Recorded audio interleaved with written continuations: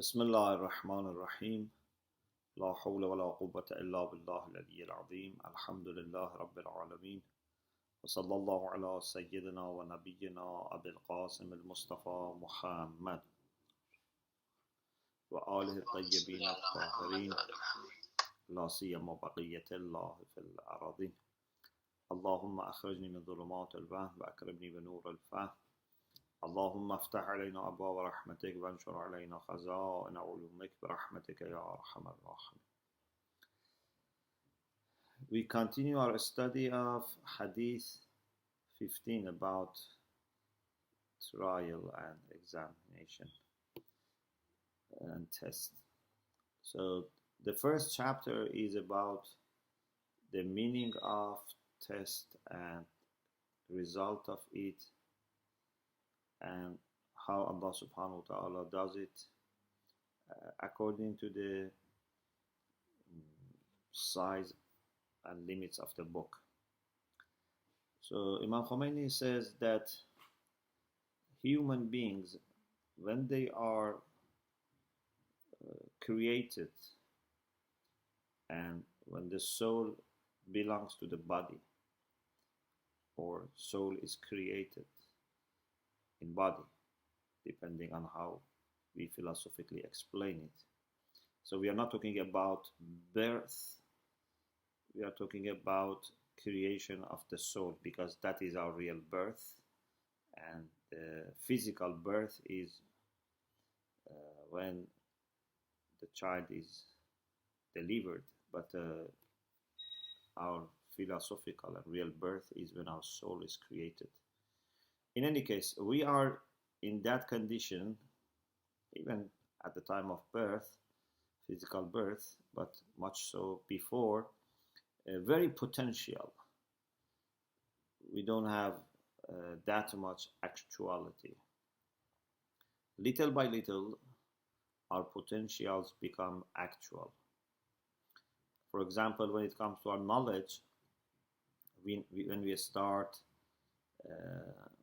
sensing by touching and then seeing and hearing, this type of, or by tasting, our knowledge increases, and then by thinking. So we are gradually moving from being very potential to being more and more actual. Then he makes a very important point here. He says, when it comes also to our qualities of the soul, to malakat, if you remember, we said malaka is a permanent condition of the soul. And we mean by permanent means something that is not easily removed or stopped. Opposite to hal. Hal is a condition which is very temporary and transient. Malaka is more stable and established and permanent. Of course, you can change even malakat. But the question here is, he says that when a human being is created, there are not many or any malakat, permanent conditions of the soul. Then, if there is no special arrangement and care and upbringing, the pressure of shahwa and ghadab, appetites and anger. You remember in akhlaq, discussions, we said that we have faculty of anger, faculty of appetite, and faculty of reasoning. Al-quwwatu al-shahawiyya, wal-quwwatu al-ghadabiyya, wal-quwwatu al-aqil. So, if we leave a human child without any moral, spiritual care and upbringing and instruction, then the pressure of shahwa and ghadab may little by little make that person develop vicious traits of character, may become very selfish person, very jealous person, aggressive person, angry person. So it's not like a tree that if you leave it, it will grow and become a fruit tree and bear fruits. Our body is like that.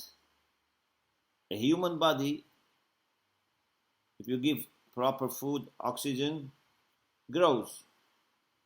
Even if that person is, sleeping, or if that person for some years is, not conscious, the body functions and grows. The soul also would grow, but not necessarily in the right direction. If you don't give a special care and attention to body, then the pressures coming from our lower self would grow us into immoral, vicious person. قد أفلح من زكاها وقد خاب من دساها. Of course, it doesn't mention this ayah, but maybe this ayah can also be used as a support for this idea. That if you purify your soul, you become happy. But if you leave it, then you would be disappointed and you would be suffering. So, he says, let me read for you this sentence. He says, اگر در تحت تأثیراتی واقع نشود, if this nafs doesn't occur or doesn't fall under some influences, به حسب نوع ملکات خبیثه در او غالب شود. In general, there can be exceptions, but in general, bad malakat, bad traits of character would be dominant. و متمایل به زشتی و ناهنجاری گردد, and would incline towards ugliness and immoral actions. Why? Because there are internal motives of shahwa and ghadab and like that call him or her towards aggression and immorality.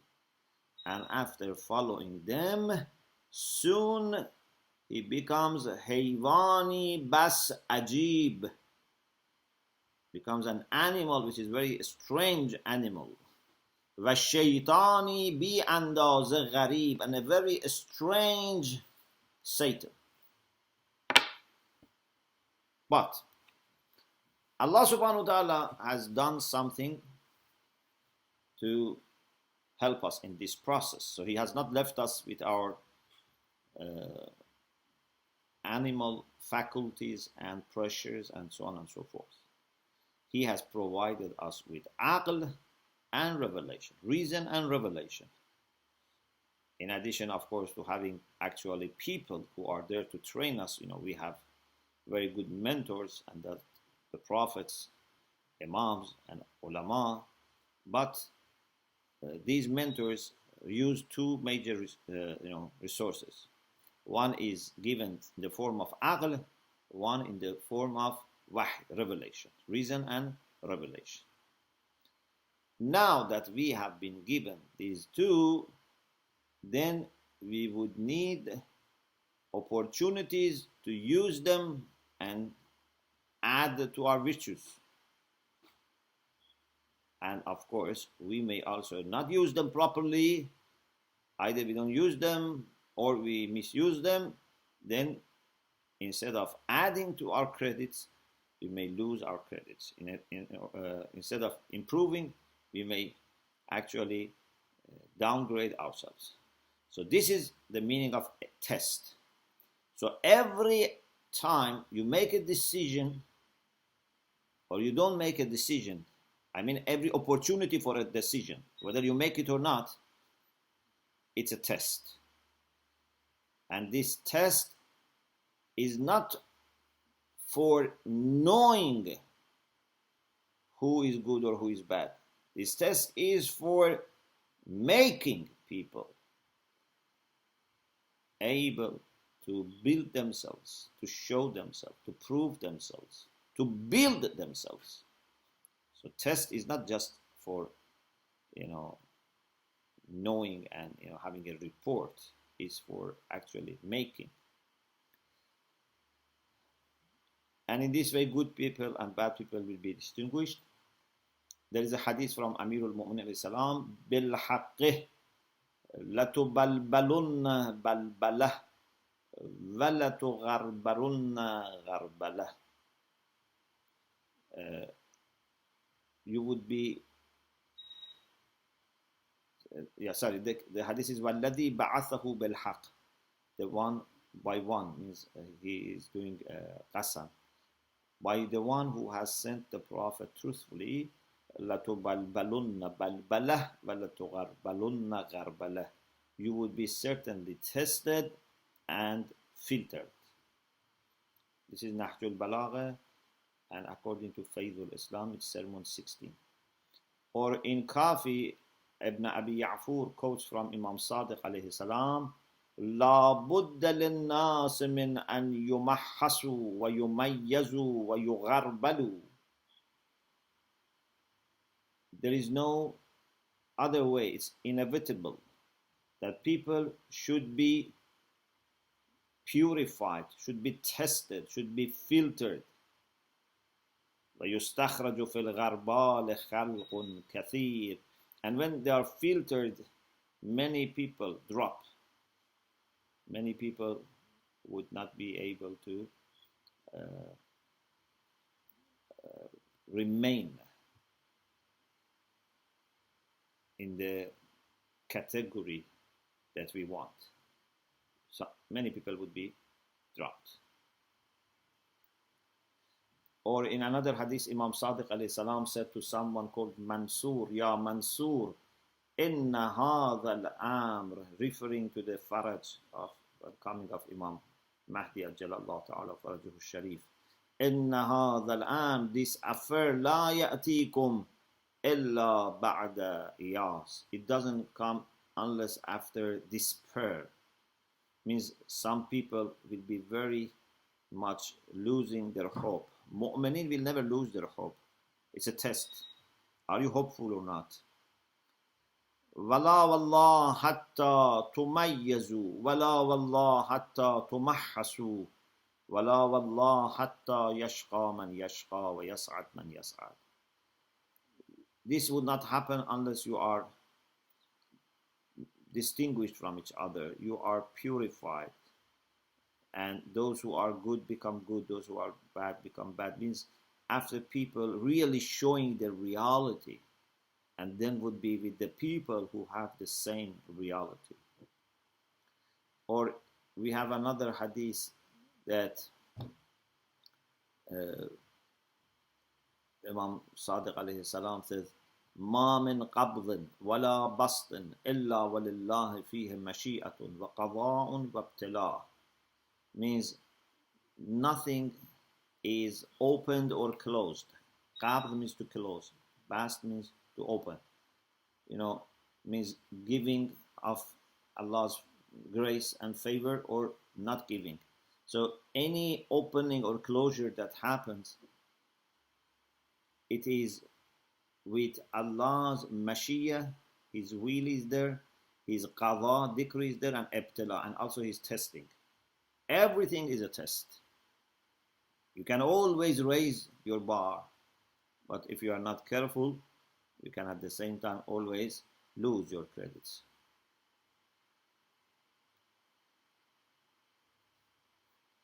So, the conclusion or the result of test is distinction that would be made between Sa'id and Shaqi, who has Sa'ada, who has Shaqawa, those who are happy and those who are not happy, or those who have felicity and those who lack it.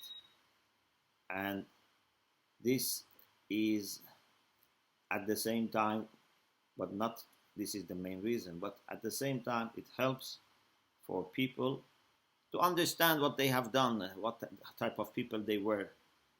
So they would better understand themselves, although It's not just a matter of knowing, as I said, it's a matter of making and building, and also Allah in His eternal knowledge knows these things. It's for us to build ourselves and also for us to know our record. The next chapter is about the fact that the prophets and successors to the prophets and mu'mineen, the real believers, are very much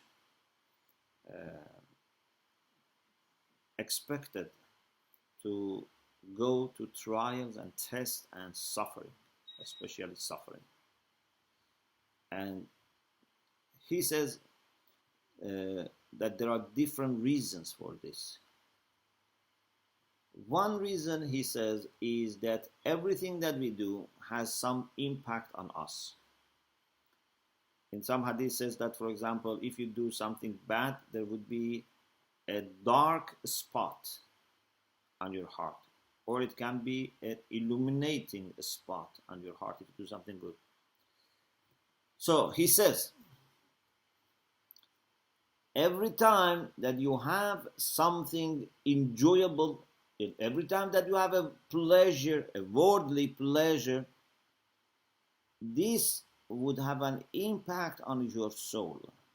And the impact is that your soul becomes more inclined towards that pleasure and therefore more attached to dunya. You know, if you go to a place and you really enjoy it, you would like to stay there more. But if you go to a place and you don't enjoy it, you would like to return to your original place sooner. So, one philosophy of having problems and tests and suffering in this dunya is to avoid being fully immersed in dunya and attached to dunya. Those who have suffering, they don't put all their love and attention in dunya, and they are not very much, attached to dunya. Actually, many times they wish to depart from dunya, but they are just waiting to finish their mission in dunya and to respond to the call of Allah subhanahu wa ta'ala whenever He is pleased. So, one philosophy that we have for punishment, for suffering, is not to be attached to dunya. Of course, later he says, this is not the reason that works for the prophets, because the prophets are so high that they would never be attached to dunya. So this can be a reason for other people, but for prophets and awliya who are kummalin, who are, very high in the level, this would not be needed. But you can say in general for people, this works. And he then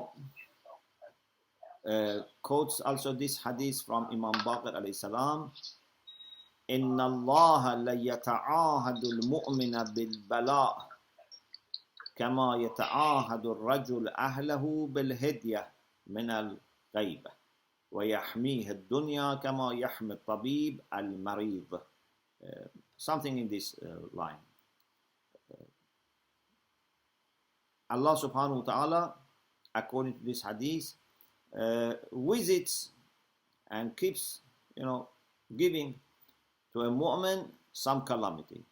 In the same way that if someone is returning from a trip, brings some gift, hadiyah, some souvenir for his people, so for mu'mineen, these balas are like gifts.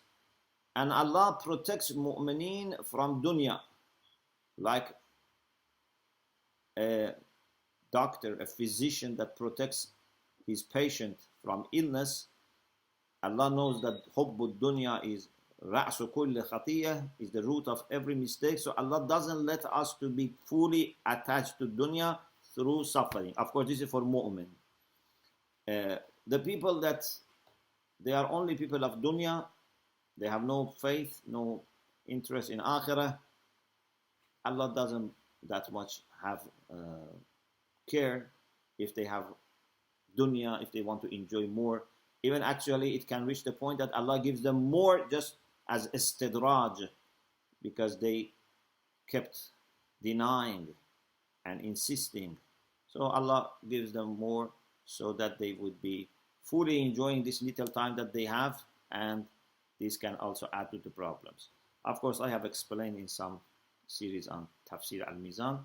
This doesn't mean that Allah makes them worse by Allah's will, but it means that this is the result of them insisting. So you can attribute it to Allah as Tawheed Af'ali requires, but indeed this is what they are doing to themselves. If you have illness and you don't cure it, your illness increases. في قلوبهم مرض فزادهم الله مرضا.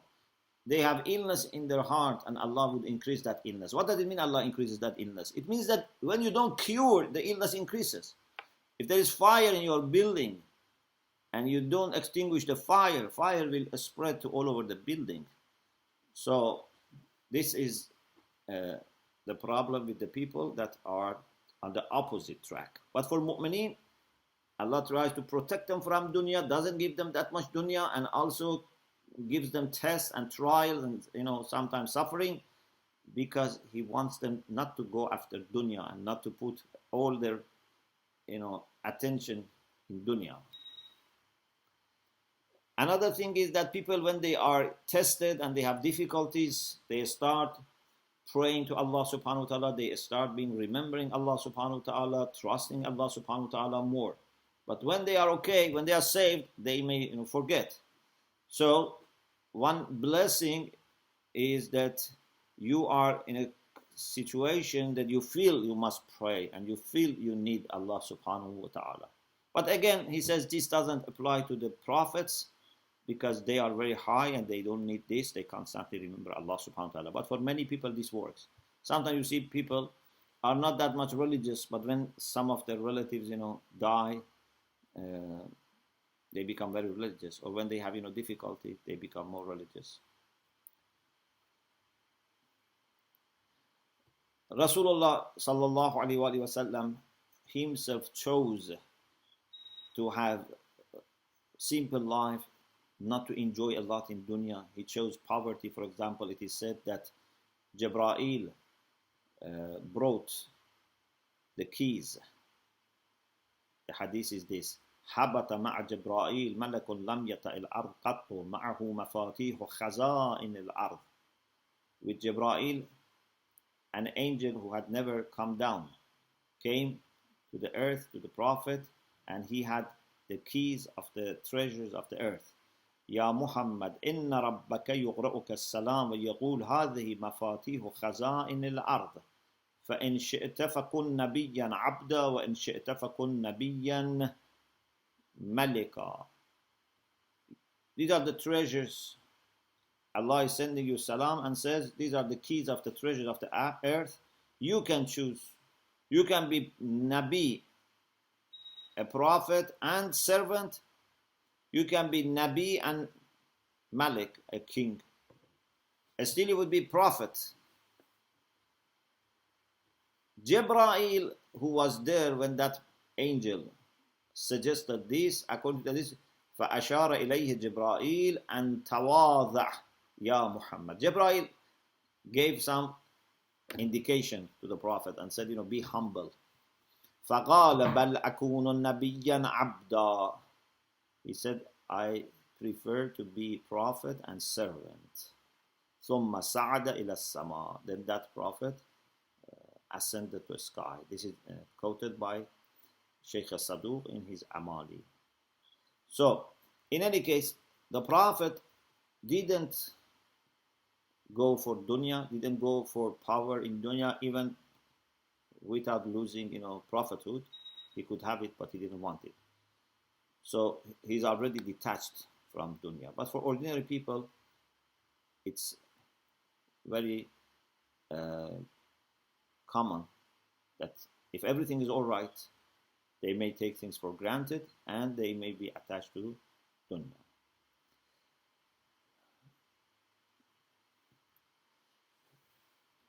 Another thing is that we find in Hadith beautiful hadith of Kafi from Imam Sadiq alayhi salam. إنه ليكون للعبد منزلة عند الله فما ينالها إلا بإحدى الخصلتين.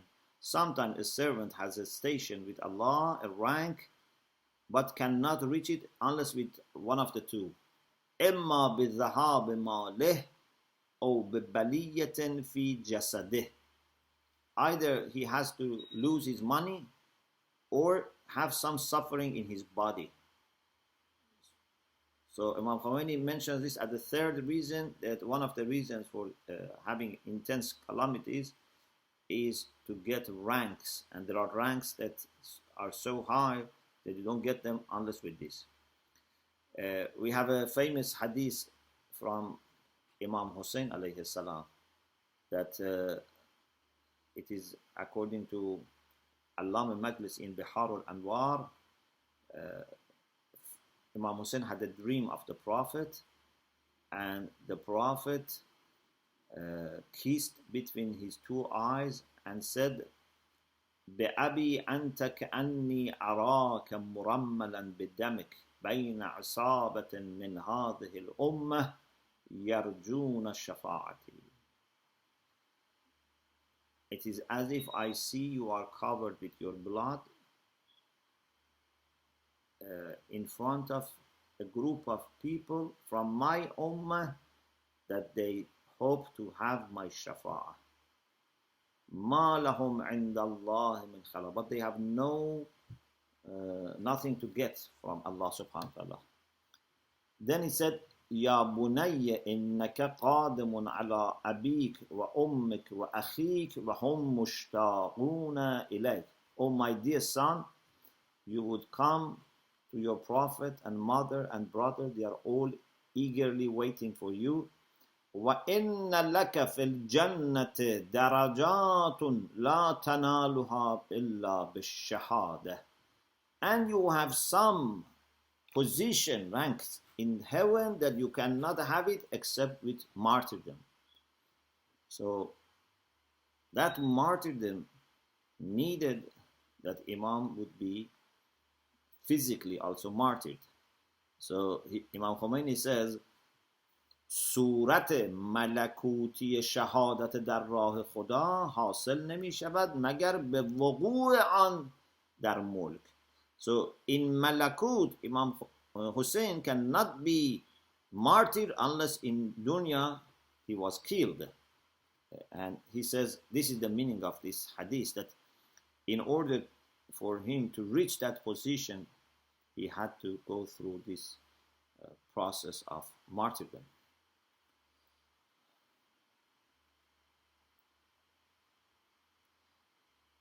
There is another hadith in Kafi, إِنَّ عَظِيمَ الْأَجْرِ لَمَعَ عَظِيمِ الْبَلَاغِ. Great reward is with great calamity. وَمَا أَحَبَّ اللَّهُ قَوْمًا إِلَّا ابْتَلَاهُمْ. Allah has not loved any group of people unless He has tested them, and they had gone through difficulties. Because as I said last week, if you want to go higher, your test becomes more advanced and more complicated. Okay, I think we stop here. We ended that chapter. Then there is another chapter starting with a quotation from Allama Majlisi about illnesses in the Prophet sallallahu alaihi wasallam. Alhamdulillah Rabbil Alamin.